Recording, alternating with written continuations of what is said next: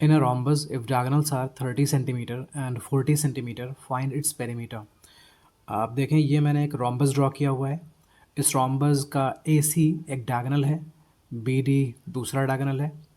आपको rhombus के diagonals की प्रॉपर्टी मालूम होनी चाहिए कि जो diagonals होते हैं ये एक दूसरे को बाइसेक्ट करते हैं. This AC diagonal is bisecting BD diagonal. अब अगर ये बाइसेक्ट कर रहे हैं तो इसका मतलब है कि AO and OC are equal. अगर AO की वैल्यू 5 है तो OC की वैल्यू भी 5 होगी. अगर AO की वैल्यू 10 है तो OC की वैल्यू भी 10 होगी.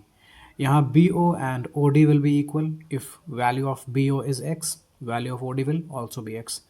तो आपको समझ में आ चुका होगा कि AC एंड BD एक दूसरे को बाइसेक्ट कर रहे हैं, और अगर ये एक दूसरे को बाइसेक्ट करेंगे तो AO OC की वैल्यू इक्वल, BO OD की वैल्यू आपस में इक्वल होगी.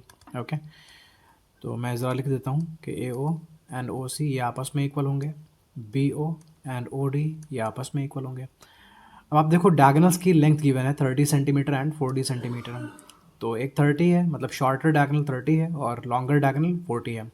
तो आपको देखने में समझ आ रहा होगा कि AC इज़ लॉन्गर, तो AC की वैल्यू हो जाएगी 40 centimetre and BD is shorter, तो BD की वैल्यू हो जाएगी 30 सेंटीमीटर. अब आपको पूरे AC की वैल्यू तो मालूम है.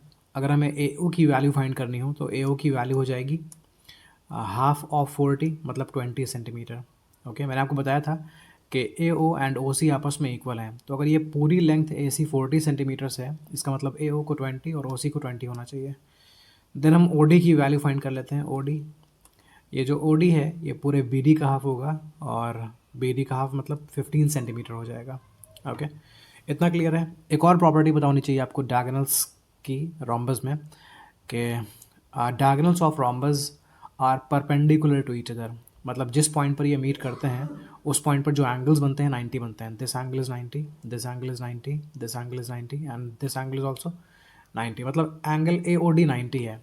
तो अगर एंगल AOD 90 है तो हम इस ट्रायंगल में यूज़ कर सकते हैं पाइथागोरस थ्योरम. ओके, हर राइट एंगल ट्रायंगल में पाइथागोरस थ्योरम यूज़ की जा सकती है.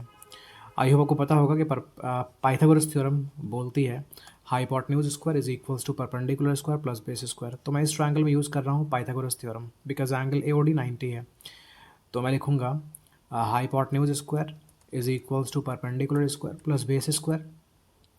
अब हाइपोटेन्यूज हमेशा 90 डिग्री के ऑपोजिट साइड को बोलते हैं. तो इस ट्रायंगल AOD में 90 डिग्रीज है, 90 डिग्री यहाँ पर है. तो 90 के ऑपोजिट जो साइड है वो AD है, और 90 के एडजेसेंट जो साइड है वो है AO एंड OD. तो ऑपोजिट साइड को हाइपोटेन्यूज बोलते हैं. तो मैं हाइपोटेन्यूज की जगह लिखूँगा AD square is equals to perpendicular and base. तो आप AO एंड OD में से किसी को परपेंडिकुलर किसी को बेस ले सकते हैं. ओके, आप चाहें तो AO को परपेंडिकुलर ले लें, OD को बेस, या OD को परपेंडिकुलर AC को AO को बेस ले सकते हैं. ओके, कोई फ़र्क नहीं पड़ेगा उससे. तो मैंने परपेंडिकुलर को ले लिया है AO एंड बेस की जगह मैं ले लेता हूँ OD. अब AO की वैल्यू हमने फाइंड की थी 20, तो ये हो जाएगा 20 स्क्वायर.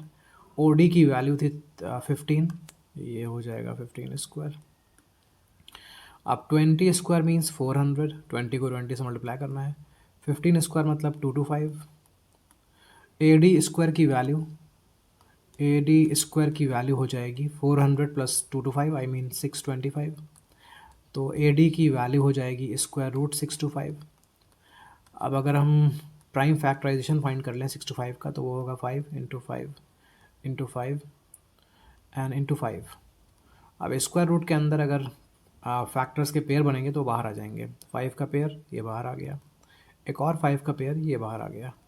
तो AD की वैल्यू हो जाती है 25 centimetre. If centimetre is the unit, yes 25 centimetre हो गया. लेकिन हमें फाइंड करना है पेरीमीटर. तो AD तो है 25 सेंटीमीटर. रोम्बस के सभी साइड्स इक्वल होते हैं, इसका मतलब DC भी हो जाएगा 25, BC भी है 25, और ये भी है 25. अब इन चारों को ऐड कर लो, आपको पेरीमीटर मिल जाएगा, या आप 25 को 4 से मल्टीप्लाई कर लो. ठीक है जी. तो पेरीमीटर फाइंड करने के लिए मैं 25 सेंटीमीटर को 4 से मल्टीप्लाई करूँगा. I'll get 100 centimeter. I hope it is clear. If there is any kind of confusion, please write in the comment section. Thank you.